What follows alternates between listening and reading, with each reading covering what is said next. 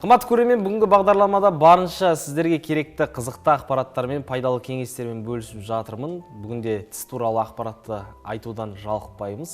Бүгінгі таң қонағы да ерекше болмақ. Тіс дәрігері Нұриден Хайнуллаев. Қош келдіңіз. Жалпы бірі білсе, бірі білмейді, бірақ та сіз Атыраудағы қазіргі таңда танымал тіс дәрігердің бірісіз. Осы тіс дәрігері болам деген шешім қалай қабылданды, немесе бұл бала күннен бері келе жатқан арман ба? Біріншіден ассалаумағалейкум, шақырғандарыңызға үлкен рахмет. Енді кішкентай кезімнен арманым болған жоқ. Біріншіден себебі мектеп бітірер кезде негізінен бір мұнайшы болам деген сияқты, бір спортсмен болам деген сияқты сондай армандар болатын болды. Бірақ енді үйдегілер ұсыныс жасады. Тіс дәрігері болшы. Жалпы біздің ағайындардың арасында ешқандай дәрігер жоқ та. Жалпы тіс дәрігер емес, жалпы дәрігер жоқ. Сол себептен ұсыныс жасады. Бірақ енді үйдегілердің ұсынысын қабыл етіп оқуға түстім. Одан кейін оқып жүрген кезде бірте-бірте қызықты болып кетті мамандық. Сол 9 жыл оқыдым Ақтөбе қаласында. Сол оқып бітіріп, қазір енді өзім сүйікті мамандығым деп айтсам болады. Керемет. Енді өзіңіздің кәсібіңізді жасап, нәсібін көріп отқан мамандық десек те болады, иә? Жалпы осы тіс туралы ақпарат айтудан жалықпаймыз деп айттым. Тағы да бір кеңес беріп жүріңіз біздің көрермендерге. Тістің жалпы құртылып кетпеуін алдын алу үшін не істеу керек? Жалпы енді тіс күтімі қазір енді өте сондай актуалды тақырып болып жатыр. Себебі неге біздің Атырау қаласында жалпы экологиямыз нашар деген сияқты, жалпы тістің құртылуы тез Атырау қаласында. Сол себептен енді көп стоматологтар, енді біздер көп жиі кеңес береміз. Тіс күтімі енді ең бірінші ол үй жағдайында басталады. Енді таңертең ұйықтан тұрған кезде тісті жуу деген сияқты, осы ауыз қуысының гигиенасын сақтау ең бірінші үй жағдайындағы алдын алу. Енді қарапайым сол тіс тазалау, тамақ жегеннен кейін ауыз қуысын шаю деген сияқты осындай этаптардан басталады. Ол содан кейін бұрын енді кітаптарда бұрынғы стоматологтар жалпы шетелден келген білім бойынша стоматология жылына бір рет қаралып тұру керек деген заңдылық бар. Бірақ енді біздің Атырауда экология нашар болғасын, ауамыз, суымыз лас болғасын, тағамдарымыз табиғи емес, тіс құртылуы тез болғандықтан қазір жылына бір рет емес, 2-3 рет қаралу керек болып жатыр. Себебі қазір тіс дақтары дейміз, жаңа тіс тастары дейміз, қазір 1 ай, 2 айдың ішінде тез жиналып жатыр, жиналып қалады да, тіс тазалағаннан кейін. Сол себептен үй жағдайында жаңағыдай алдын алу шаралары, одан кейін стоматология жылына 2-3 рет қаралып тұру. Осы этаптардан жасаса, ары қарай. Жалпы ауруын жасырған андымай өледі дейді. Қазақ бекерден бекер айтпаған, бірақ сол қатардың өзінде мен де бармын. Кез келген адам жалпы бір фобиясы болады, бірақ сол фобиясын көбісінен жалпы сұрақ қойып, сауалнама жүргізген кезде қазақстандықтардың 30%-ы тіс дәрігерінен қорқады екен. Бұл дегеніміз бұрынғы оймен қалыптасып қалған секілді. Қазіргі таңда технологиялар дамыған, неше түрлі адамға зиян тигізбейтін, яғни қатты ауыртпайтын аппараттардың барлығы жетерлік деп ойлаймын өз басым. Оның өзімде өз көзіммен көрдім. Сол туралы көрермендерге айта кетсеңіз. Енді қазір тіс дәрігерінен, жалпы тіс емдеуден ешқандай қорқудың қажеті жоқ. Қазір жаңа сіз айтқандай технология өте дамыған. Жалпы қазіргі шетелде бар технологияның барлығы қазір Қазақстанда, оның ішінде Атырау қаласында бар. Сондықтан да ешқандай қорқусыз, бұрынғыдай ауырсынусыз болмайды. Енді кішігірім ауырсыну болуы мүмкін, енді ол операция болғаннан кейін кішігірім ауырсыну болуы мүмкін, бірақ бұрынғыдай жаңағы ем басталғаннан соңына дейін ауырсыну болмайды. Сондықтан да бүкіл халыққа жалпы тіс дәрігерінен қорықпай емдеп келсеңіздер, өздері үшін жақсы да. Көп адамдар негізінде тіс дәрігерінен қорқып, соңында зардабын шегіп жатады да, мен бұрын келуім керек еді оға деген сияқты. Сондай не болмас үшін, жаңағы не деп айтсам болады, өкініш болмау үшін стоматология келу керек та, тіс дәрігерімен кеңесу керек. Қазір енді бір 100% болмаса 90% ауырсынусы өтеді қазір. Дұрыс айтасыз. Бұл, яғни айтқанда, өкіну дейтін бір жағынан екі есе зиянын келтіреді, яғни өзінің тісіне, сосын екінші жағынан қаражатқа деген сияқты ғой. Ол ертең барлығы өткеннен кейін ол шіріп тіс жарамсыз болғаннан кейін бар, оны міндетті түрде жұлу керек болады, а жұлғаннан кейін орнына тіс салу керек деген сияқты адамның қалтасына екі есе шығын әкеледі. Ал егер де ол дер кезінде оны емдеп үлгерсе, мүмкін сау тісті аман есен қалып қалған жөн болады. Жалпы қандай миллионның тісін салса да, имплант салсын, винир салсын, қандай тіс салса да, бәрі өзінің табиғи тісіне жетпейді. Ол Құдайдың берген нығметі. Құдайдың сары тіс болса да, сарғайып кеткен тіс болса да, бір өзінің табиғи тісіне ешқандай тіс жетпейді. Сол себептен жаңағыдай өкініш болмай, емделуге келмейтіндей жағдайға жеткізбей, алдын алып, өздерінің табиғи тістерін сақтап қалу керек те жалпы. Сондай кеңес берер едім. Ендігі бізге көрермендердің басым көпшілік осындай сұрақ қойды. Сіз келеді дегеннен бастап. Қазіргі таңда қоғамда андай, өзімде де осындай ішкі сұрағым бар. Брекет деген нәрсені өзіңіз жақсы білесіз. Жалпы сыммен тісті түзеу. Бұл осы сауалнама жүргізген кезде таяқтың екі ұшы бар дейді, екі тарапқа бөлінді. Мүмкін бұл дәрігердің сапасыздығы ма, мүмкін сол аппараттың сапасыздығы ма, білмеймін.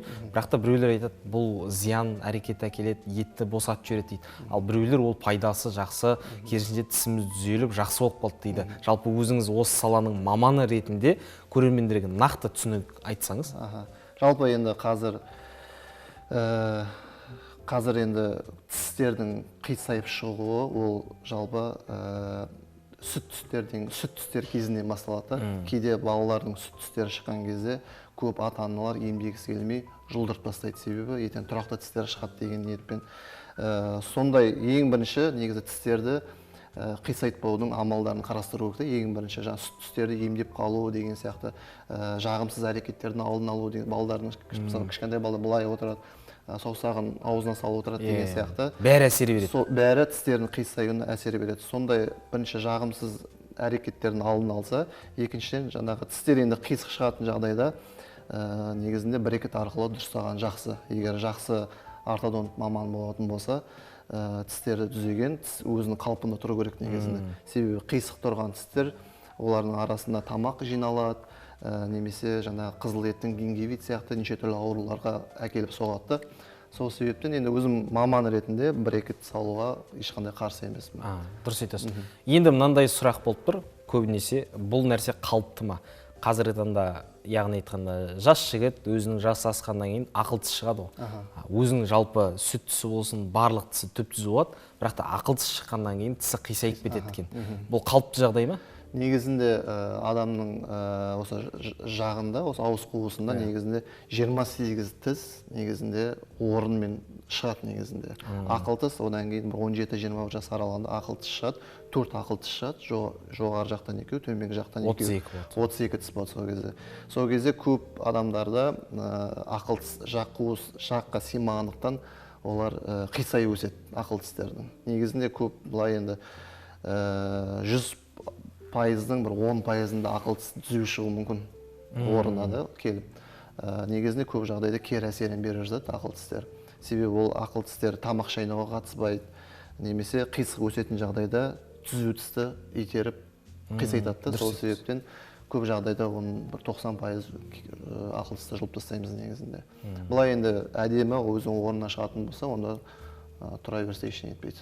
Керемет. Енді тіс туралы көптеген ақпараттар біліп жатырмыз. Жалпы өзіңіздің жұмыс орнына бардық та білдік.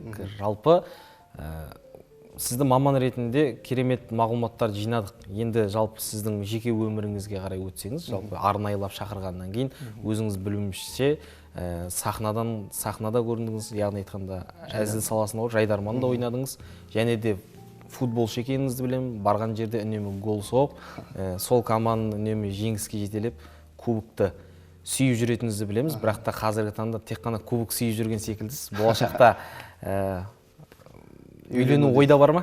Енді үйлену әр жігіттің негізі парызы ғой, негізі үйлену керек қой. Бірақ енді мен өзім жаңа айтқанда 9-10 жыл өзім жаңағы оқуда, карьерамда осы стоматология саласында оқығаннан кейін кішкене үйлену дейтін нәрсені өзім екінші планға. Медицинада сондай да? Медицинада. Негізінде екеуін де алып жүруге болады, бірақ мен өзім жағдайымда сол бірінші оқуымды бітіріп алайын деген сияқты сондай бір мақсатым болды.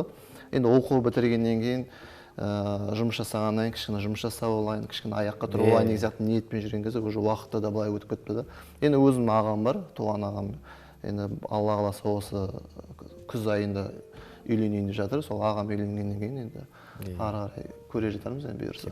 Жалпы футболдан не хабар болып жатыр қазір? Футболдан енді біздер енді қазір білесіздер медиа лига дамыған, Қазақстанда болсын, Ресейде болсын.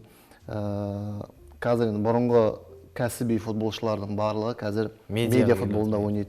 Самат Смаковтан бастап осы жас футболшыларға шейін қазір медиа футболында ойнайды. Олармен қоса жаңағы Қазақстанға танымал жандарым бірге ойнағаннан кейін осы жақында 2024 жылы осы Қазақстан бойынша чемпион болып келдік. Алматы қаласында өткен МФЛ футболынан. Енді футболдан әзірше нәтиже жақсы. Кеше Атырау қаласында медиа футболдан чемпион болдық. Керемет. Қазақстаннан чемпион болдық. Әзірше енді бағымыз жанып тұр енді. Жақсы. Жалпы негізі өзіңіз спортқа қарай икеміңіз жақсы екенін көріп отырмыз. Негізінде сіз туралы ақпараттар легін зерттеген кезде үнемі саяхаттағанда жақсы көретініңізді білдік. Әлемнің көптеген елдерінде болды десек те болады. Мен түсінемін, жалпы көптеген шетелге шыққан адаммен, жалпы бір жерде өскен адамның, бір жерде тұрақталған адаммен екі адамның ой өрісі, ойлау қабілеті бәрібір де өзгерек екенін ол көрініп тұрады шынымен де. Неліктен баяғыда бір ағамның айтқан сөзі, кішігірім сізге де ақпарат болсын. Айтады да, неге ауылдың балаларынан көп таланттар шығады, ауылдың балалары неге білімді, ауылдың балалары неге өнерлі болады дейді да. Ауылда ол қой баққан бала кең даланы көреді дейді да. Үлкен жазық дала, ешқандай ештеңе жоқ, жазық дала, мына жерінде шөптер, неғында құмдар деген секілді. Яғни оның көзі үлкен ауқымды картиналарды көреді. Ал қаланың адамы үлкен зәулім ғимараттар, көзіндегі шеңбері 2-3 метрден аса алмайды дейді. Бұл пікірмен келісетін шығарсыз деп ойлаймын. Ол әсерін білдіреді. Ал сіз енді шетел көріп жүргеннен кейін, шетелдің қандай да ұлттармен сөйлесіп жүргеннен кейін, ол сол адамның менталитетін түсіну, сол елдің тәрбиесін білудің өзі де үлкен бір адамды жетістікке жетелейтіні сондықтан деп ойлаймын. Осы саяхаттау туралы әңгіме өрбітсек. Енді саяхат неге мен көбісі айтады, неге шетелге шығасың? Мен кейбір Қазақстанның кейбір қалаларында, мысалы Алматының Шымбұлақ дейтін жеріне болмаған, мысалы мен дейтін. Сол сияқты Қазақстанның бір мысалы Көкшетаудың Бурабайдың бір жерлерінде болмаған, мысалы. Себебі неге бізде Қазақстанда туризм біріншіден дамымаған, ол енді анық. Екіншіден Қазақстанда демалу өте қымбат. Мысалы, қазір мен Алматы немесе Көкшетау қаласына барып келетін болсам, жоқ дегенде бір 500-600 мың, 700 мың көлемінде ақша кетеді. Ал шетелге шығу, егер өзің бара алатындай, өзіңе сенімді болатын болсаң, шетелге мен ешқандай турсыз, ешқандай компаниясыз мен өзім барам, өзім билет алып, сол себептен маған тиімділеу. Біздің ішкі рейсінің өзі, самолеттердің өзі, мысалы Алматыға барып келудің өзі 80-90 мың теңге шығады, ішкі рейстің өзі. Жақындағанда мүмкін одан да жақындаса, 100 мыңның үстіне мысалы 1-2 күнге алатын болсаң, 100-дің үстіне шықпайды билеттердің өзі. Ал кеше мен Стамбулға барып келдім, билет дейтін барып келу 100 мың теңге мысалы. Сол сияқты нелерді білетін болсаң, маршруттарды қалай бару керек, қай самолетке отыру керек деген сияқты сондай маршруттарды білетін болсаң, шетелге шығу өте тиімді. Екіншіден шетел көрген адамдар жаңағы ой өрісі барлығы дамиды. Мысалы, мен Турцияға қаласына барып келген кезде түріктердің сервистері өте мықты. Адаммен сөйлесу, клиенттерді тарту, өздерінің жаңағы тауарларын адамдарға сату деген ұсынуы барлығы олар өте жоғары деңгейде. Себебі неге Турция елінде туризм қатты дамығаннан кейін ол жақта енді барлығы адамдармен сөйлесу, сервистер өте жоғары деңгейде. Сол себептен сондай нәрселерді көресің, адамдармен сөйлесесің, адасасың, мысалы шетелде жүріп. Сондай қиын нәрселерді өтіп келген кезде, мысалы Қазақстанда жүріп оңай екенін сезінесің да. Мысалы мен сол нәрселерді көрдім де, Атырауға келіп, сол сервисті мен өзім ұстандым. Адамдармен неге мен дұрыстап сөйлеспеймін, бір нәрседі мысалы неге қымбат дейді, мысалы стоматологқа кетті, неге сендерде қымбат деген кезде сол нәрселерді түсіндіріп беремін. Бізде осындай бар деген сияқты. Көп Атыраудың адамдар маған айтады, сен Атыраудық емессің, сен бір Шымкенттен бір жақтық емессің ба сөйлеп айтады да. Бізде Атырауда өйтіп сөйлеспейді деген сияқты. Бізде неге кішкене сервис, бізде Атырау қаласында дамуында. Мысалы қарапайым тамақ ішетін жерге барсаңыз да кейбір, барлығы емес, кейбір даяршылар адамдармен сөйлесіп білмейді. Мысалы басқа шетелдерге шығатын болсаң, даяршылар өзінің, сол даяршылар сол жаңағы тамақ ішетін жердің иесі сияқты жүреді да, қызмет жасап бар ғой. Бізде қалай, бізде алсаң ал, алмасаң алма деген сияқты сондай көзқараспен отырады да. Сол сияқты шетелге шыққанда енді көптеген пайдасы өте көп қой. Жаңа ой өрісін дамуы, басқа ұлттармен сөйлесесің, басқа елдің дамығанын көріп өзің де дамисың да, немесе қалып қоймай. Қалып қоймай солардан негізі. Немесе басқа елдің өте кедей елдерді көріп өзінің еліне тұтқан шүкіршілік етесің да. Сондай сияқты сол енді шетелге шығудың ешқандай зияны жоқ негізінде. Өте дұрыс, тамаша. Жалпы керемет, жалпы саяхатшы ретінде де, футболшы ретінде, жайдарманшы ретінде, тіс дәрігері ретінде де керемет сұхбат болды деп ойлаймын. Кішігірім уақыттың қалай өткенін де білмейсің. Жақсымен өткізген 1 сағатын 1 ғасырмен тең, жаманмен өткізген жарты сағатын жарты ғасырмен тең деп қазақ бекерден бекер айтпаса да керек. Қазір бір жетпей жатқан дүниеде екі нәрсе бар. Біріншісі алтын уақыт, екіншісі көңіл ғой. Алтын уақытыңызды бөліп, көңіліңізді қиып келгеніңізге көп-көп рахметімді білдірем. Осындай ағалы ақылыңызды, осындай тіс дәрігері ретінде өзіңіздің пациенттеріңізге, яғни айтқанда осындай халыққа қызмет қылып жүре беріңіз деген тілегіміз бар. Рахмет көп, сіздерге де рахмет. Шақырып, көңіл бөліп осылай шақырып, қонақ қылып жатқаныңызға сіздерге де жұмыстарыңызға табыс тілеймін. Қымбатты көрермен, біз бағдарламамызды әрмен қарай жалғастырамыз.